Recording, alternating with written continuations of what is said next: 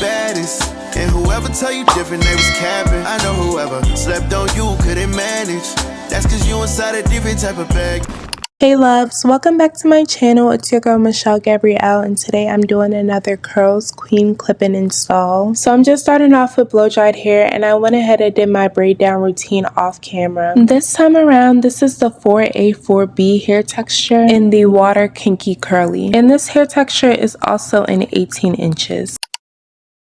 So let's get into the install. This time around, I didn't do any cutting to the clip-in, so we're going to be using all 10 wefts as they came. I kind of played around a little bit with the products that I used with the clip-in. Here I'm using the TPH Curls for Days, which was okay, but later you'll see me use something else. For the styling process, I sprayed the hair with some water, and then I added the styling product. Then I went in with the Tangle Teaser first, and then the denim brush. In this video, I didn't show you guys that I used the coiling method, not just raking, but I did just post a recent video of me doing the coily method on my actual hair. So if you need a reference, I would say go watch that video just so that you can know, because I feel like doing the finger coiling method helped a lot with adding some definition to the hair. But to backtrack, I started off with putting the 2 clip clip-in in first, then the 3 clip clip-in, and now I'm on the 4 clip clip-in. And these wefts are actually the classic lace wefts that's on their site instead of the seamless wefts, which I actually like a lot more because I feel like they're a lot easier to blend. Okay, so now that we got through the most important parts, let's chat it up a little bit. So as y'all saw from the beginning, my hair is a little bit shorter.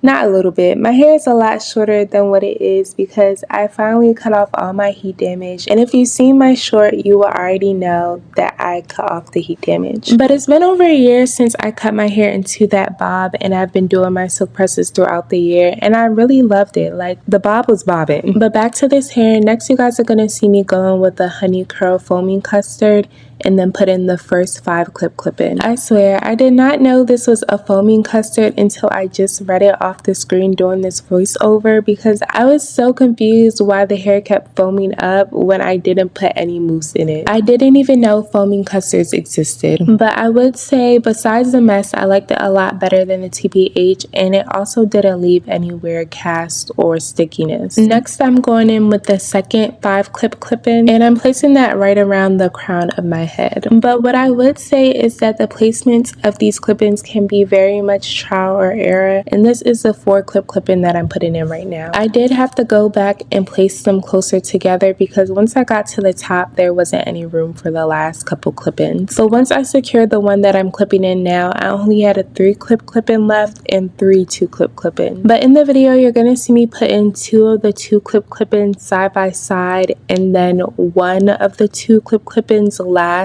in the front, and I actually end up flip-flopping them. So first I put the 1 2 clip clip-in and then the 2 2 clip clip-ins side by side. I'm sorry if that doesn't make any sense, but the last 2 things that I did, I flip-flopped them. So in the front, you'll have 2 2 clip clip-ins left and right side by side. So back to my hair. Honestly, I feel like if I was still straightening my hair as often I initially was when I first got the cut, then I probably wouldn't have the problems that I did have. But because I had so many gaps in between straightening towards the end, I think my hair definitely did suffer, because it's like that sharp line of you have your new growth and then you have this heat trained, heat damaged hair, and it just was not working out. But right here is the part where I mean that I flip-flop the clip-ins. Instead of the last clip-in being just 1, it's actually 2. But after I secured the last 2, just did the whole routine, wet the hair, detangled the hair, add the styling product, and then after that I'm gonna go ahead and start diffusing the hair. And these clip-ins are so full. You really do not need to worry about if whether or not 1 pack would be enough, because it's really more than enough hair. Like I said, I'm gonna start the process of diffusing, and I diffused on high heat,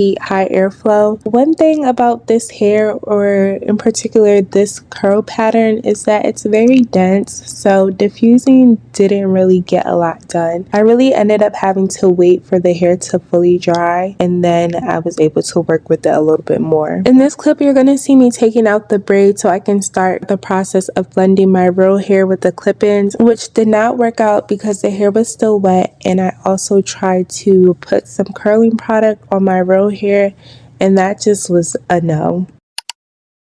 So I'm going to come back to the blending process, but for now, let's just shape the hair so that we can get some nice little layers and cut the hair to frame my face a little bit. I cannot stress this enough, but in order for curly hair to look good, it doesn't matter the texture, it doesn't matter the length. You need a little bit of layers, a little bit of cutting, a little bit of shaping. I know we get scared of cutting the hair that we paid for, but girl, it needs to look good and it needs to fit your face. And I know a lot of people even say that for straight hair too. Like, you can't just get the straight hair, you have to put a little bit of layers in it so it can frame your face well, hun. And that is exactly what I'm doing right now. I'm putting those shears to work.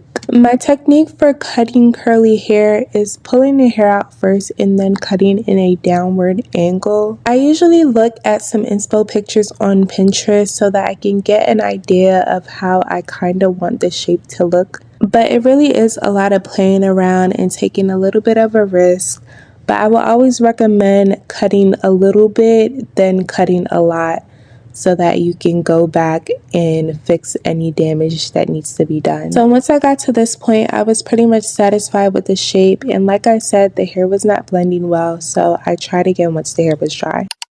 So I won't lie, this is definitely a couple days later, but the hair is fully dried and it made it a lot easier to blend my roll hair with the clip-ins. So I'm just going in with a little bit of edge booster, and I'm emphasizing on just keeping it right at the roots and not going too far up on my hair strands. And I did go in with a little bit of edge wax too. Y'all know that is my favorite, my ride or die. And then I put my satin scarf on and let that sit for a little while. But while we're waiting for that to sit, we're going to bring the shears back out and we're going to cut off all these straggly pieces that we were not going to see while the hair was still wet. Cutting off these pieces just really helped with defining the shape a lot more and just creating that roundness that we love, you know. And like I said, you really weren't going to be able to catch this until the hair was fully dry. But because I do a lot of shaping and customizing, and this is not a unit or a wig, they are clip-ins, I do make sure that when I take them out, I put them in the correct order so that when I'm putting them back in, it's not looking all crazy, you know, and then I don't have to go in and cutting all over again. Once I got to hair, I was pretty much content with the way it looked, and I also was really happy because this really looked just like my hair when it was longer. And when I took that scarf off, like, babes, this is really my hair. Like, I was saying the other one was my hair, but no.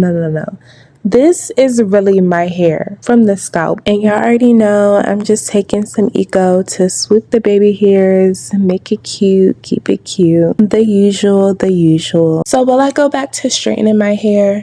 Probably yes, every once in a while. But in terms of being a silk press warrior again, I don't think that I'll do that anytime soon. Like, I really do want my hair to grow to its fullest potential. Like, I want my hair to look just like this right now, and even longer. But maybe when I have the opportunity to straighten my hair frequently and get it done professional, I might want to revisit again. I don't think anybody really talks about the maintenance of having straight hair, or even working out and having straight hair, which was a lot. It was annoying for my hair to constantly be reverting and for me to constantly having to straighten it. It was a lot. After doing my edges, I just picked the hair to just shape it a little bit, put a little bit of more volume into it, and just played around for it to really fall perfectly on me. I just really don't think the camera does justice of how beautiful the curl pattern is and just how pretty this hair is. Or even the length, which I think happens to curly hair anyway, because it is a lot longer in person.